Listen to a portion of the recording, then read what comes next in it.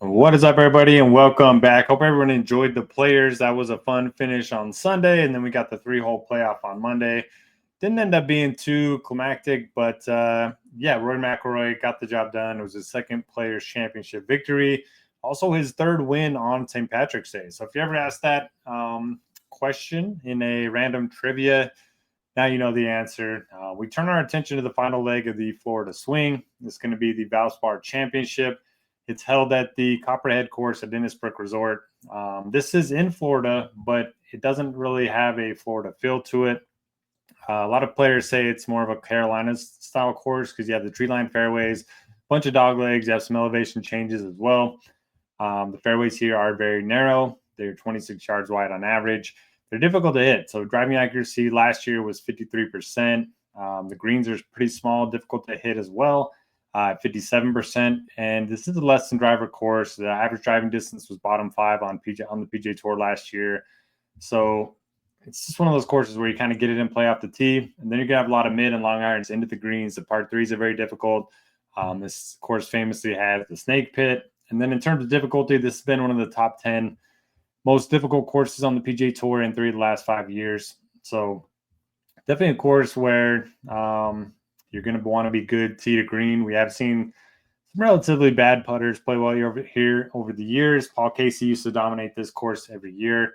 And yeah, it's just not, I don't know, the field's not great, but I do like the course quite a bit.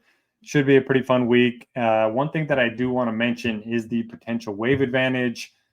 So we don't want to read into weather too much. I'm recording this on Tuesday evening, so we got about 36 hours until lineups lock.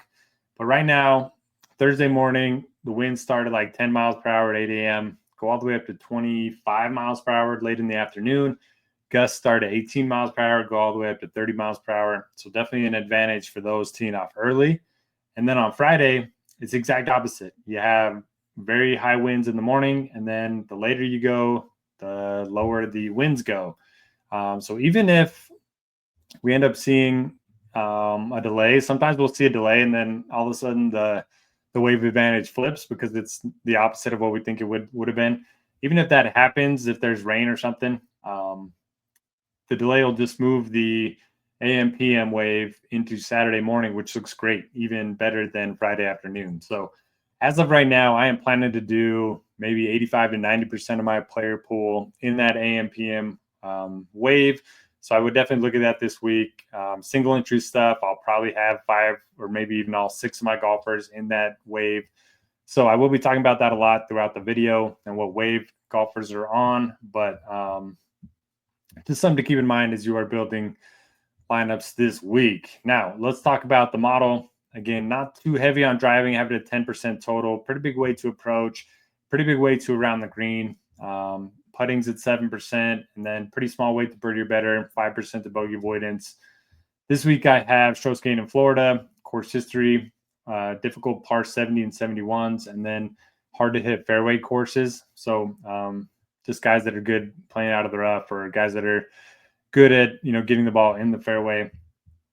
And then you have your usual form and your field strength. I have it at 10% this week. So at the very top of the model is going to be Tommy Fleetwood.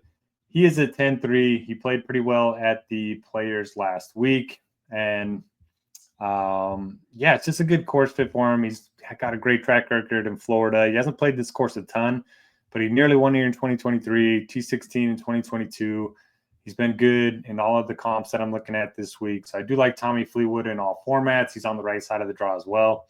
Xander projects well, and he is on the right side of the draw. But again, he's only played 2 times since coming back from injury. T40 in a limited field event, and then made the cut and basically finished dead last week at the Players. So I'm going to be off with Xander for a little bit until we see some signs of life. I know that's cheap for Xander.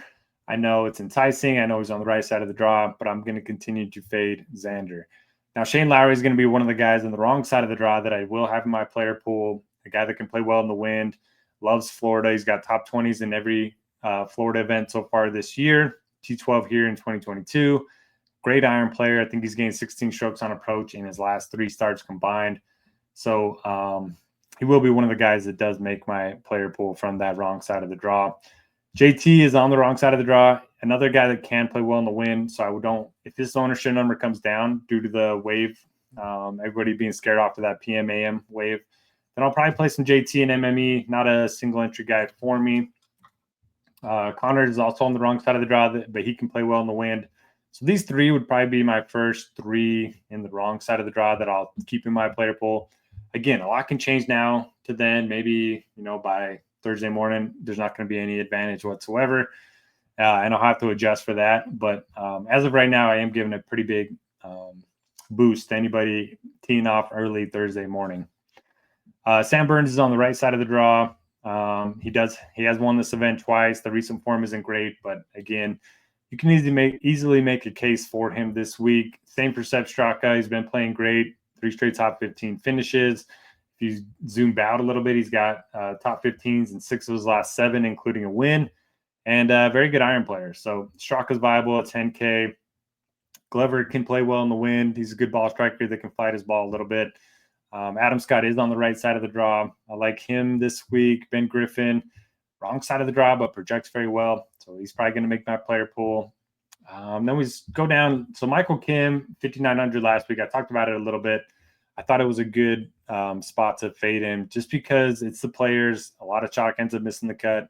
He had such a bad course history there. So that ended up working out well for me. Now, he did miss it on the number. Got a little lucky there. But prior to that, he had been on fire. I think you go back to him this week. He's made the cut here each of the last 2 years when he was coming in much worse form. And he's on the right side of the draw. No strong take on Tigala. I do like Horschel quite a bit. Right side of the draw. Seabez is on the right side of the draw. It's nice to see Zalatoris play better. He kind of got close to the lead on Saturday and then immediately blew up. But good to see him playing well again. I will need his services come Masters time. Jaeger's on the right side of the draw. Kevin Roy, good iron player on the right side of the draw. Novak's probably the one guy in the 7Ks that I feel good about being on the wrong side of the draw. I might go back to Tom Kim. The putter's been so cold, but he did gain 10 strokes on approach last week, so that's certainly interesting at his price point. Taylor Moore's 1 year before, but he is on the wrong side. Same with Hovland and Spieth. Niergaard Peterson, a couple runner-ups recently. One at Puerto Rico, one on the DP World Tour. A lot of talent. He's on the wrong side of the draw at the moment, but a guy with a ton of talent. So if you want to look at him, he's probably going to get more expensive moving forward. Don't mind Putnam. Rico Hoey is one of the first groups to go out on Thursday morning. I like him quite a bit. The same goes for Mac Meisner. I'll be on him. Eric Cole has an early tee time. That'll just about do it for me. So appreciate you guys watching. Hit the thumbs up before you head out of here. And yeah, good luck at the Valspar. We'll see you back here next week. Masters is only, I think, 4 weeks away if you count this week. So a lot of fun golf tournaments coming up. Let's have a good week. See you back here next week.